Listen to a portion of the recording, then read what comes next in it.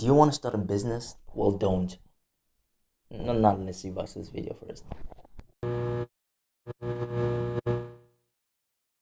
Hello everybody, welcome to Talking Smart to the Dando Man. I am the Dando Man, the best there is, there was, and there is to come. I love that. Anyways, today we'll be talking about the things to know or consider before actually starting your business. The first thing you need to consider or know before you start your business is what is it that you are selling? What is your value proposition? So, what customer problem are you trying to solve? And are your potential customers willing to pay for whatever it is that you're trying to sell? Because if you don't have anything to sell and you don't have a value proposition, then you won't really have a business, because your customers need to find value in what you are offering. For example, with me, with my YouTube channel, my value proposition is that I'm trying to offer advice or solutions or things that young entrepreneurs or aspiring entrepreneurs need to know in order to start off their small businesses. And that is my value proposition, and I think there is a market for it because people want to know about that. So see if there's a market for whatever it is that you're selling, and people are willing to pay for whatever it is that you're trying to sell. Or yeah, once you answer what you're trying to sell, what is your value proposition, then you can move on with starting your business. But before you actually start your business, that you need to know the second thing, or you need to consider the second thing before you start your business, and that is the nature of your business. So this is looking at the type of business that you're into. Is it a product based business, or is it a service based business? So are you selling a product? Are you offering a service? Whether you're selling your expertise, your skills, your time, etc., or are you in the product based business whereby you're in merchandising, you a retailer, wholesaler, or distributor, or you are actually into manufacturing, turning raw materials into useful goods. So basically you need to understand which type of business you are going to be running, or which type of business you're going to be in. Then the third thing that you need to know or consider before you actually start your business is who is your target audience. And this is extremely important because you need to know who it is that you're selling to. So you need to be able to identify who your target market is. You need to be able to identify who your potential customers are, who would be willing to buy your product. You can't just sell or offer a service or product to everybody, because if you try to reach everybody, you won't reach anyone, because a product or service for everyone is a product or service for nobody. So try and find a specific target audience. With me, for example, in my YouTube channel, I'm trying to reach young aspiring entrepreneurs, small business owners, people like that, and I try to cater my content to those type of people, because if I try and reach everyone, then I'll just be someone who is confused, who confuse my audience, and I won't have a loyal customer base. But if you find a target audience,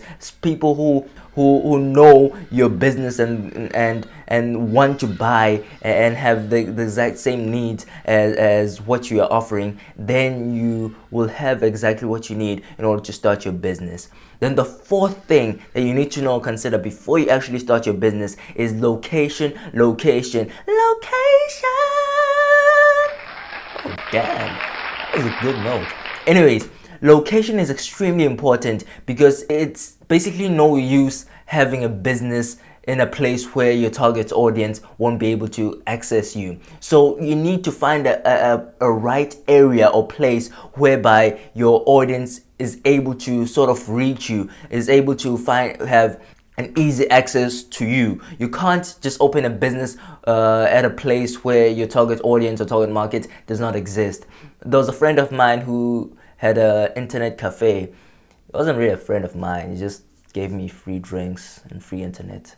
Nah, he was my friend of mine, because if you do something for me, you're my friend, man. Okay, anyway, this friend of mine had a business, an internet cafe in this area, and the problem with that is that people in the area, you have Wi-Fi, they already have computers, they have their own printers, and so there wasn't really a market for what he was selling in this area. Not saying that the business model or business idea that he had was actually a bad one, but it was that location that became a problem because people weren't really into internet cafes when they had their own things at their home. So you need to be able to identify the right location whereby your target audience exists, or target market is there, and whereby people actually find it easy to access you. Then the fifth thing that you need to consider after you found what it is you're selling, who you're selling it to, and where you're selling it from is how you are actually going to form your business.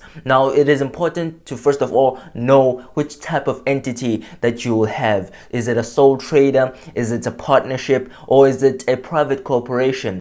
It is extremely important to know that because each entity has its own legal requirements and each entity has its own, upsides and downsides. And one day, hopefully, I'll talk about the different upsides and downsides of the different entities. But for now, I'd just like you to consider which type of entity is best for you.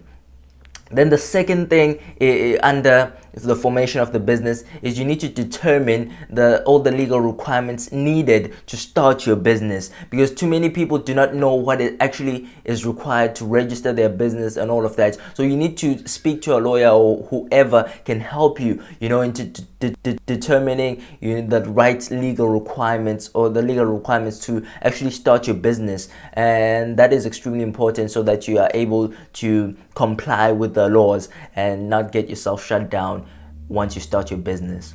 And then the third thing under the formulation of the business is capital. Now, capital is the fuel of the business. Without it, you can't really start. So you need to know how much of capital you need, where you're going to get it from, who you're going to get it from, and know whether it will be coming in the form of money or resources. And yeah, that is extremely important because capital is the fuel of the business. Without it, you can't really go anywhere. So determine how you're going to get your capital, where you're going to get it from, and how much of it you need. And the way of knowing how much of it you need is by consulting or looking at the operating expenses that your business might possibly have and calculating that and seeing how much of money or capital you will need in order to meet those operating expenses and be able to start your business. Or the last thing that you need to know or consider before starting your business is surrounding yourself with a board of advisors and mentors. Surround yourself with professional people or smart people, as I like to call them. It is extremely important because they can help you navigate the right opportunities for you and your business and identify potential risks that can come along the way. So surround yourself, make friends with people who are professionals, your lawyers, your accountants, people who can be able to help you jumpstart your business, and you don't even have to pay them. If they're the right type of people and they are your friends, you can jumpstart your business easily by making those network of people who will be able to help you in your journey. Then mentors are extremely important to you and your journey as an entrepreneur, because there are people who have been doing this for a very long time, even before you were born, so they have major experience and they know exactly what they're talking about. So it is important to align yourself with those people who have sort of done it all, so that you can learn from their mistakes, avoid those mistakes, and forge your own path and create your journey or create your success, just like they did. Because as a wise man once put it, that only a fool learns from his own mistakes. A wise man learns from the mistakes of others. Let me repeat that. You do not hear me. Come on now. I said only a fool learns from his own mistakes. A wise man learns from the mistakes of others. So learn from their mistakes and create your success. Something like that. And then the bonus tip, since you stuck around all this time is, what is it? Oh wait, passion. passion, passion, passion. You need to have passion for whatever you're doing. You need to love what you're doing, because that will give you a reason to wake up in the morning. Because if you don't love what you do, then you won't be happy. If you don't love what you do, then why are you doing it in the first place? That is just vanity and vain, it's just meaningless. So you need to have a passion that will drive you. It is that fire that will keep you going even when things are not going your way. It is that something that will push you even when things are against you, even when the tunnel is dark. So you need to have that fire that will just keep you going whenever the days are dark, whenever things seem bleak. You need to have that passion that will make you resilient and keep you going and keep you on your journey to your entrepreneurial success. So I really hope this helped you a lot, and I hope you start considering these things before actually starting your business. Once you've considered all these factors, then you can watch my next video on how to actually start your business. Anyways, thank you very much guys for watching this video. I hope you liked it, because if you did, then you can press the like button, share it, comment on it, and subscribe to my channel, because if you haven't subscribed, then you suck. Anyways, I'm leaving here. I'm gone. Thank you very much for watching. And remember, you will never turn your dreams into a reality while you're still asleep.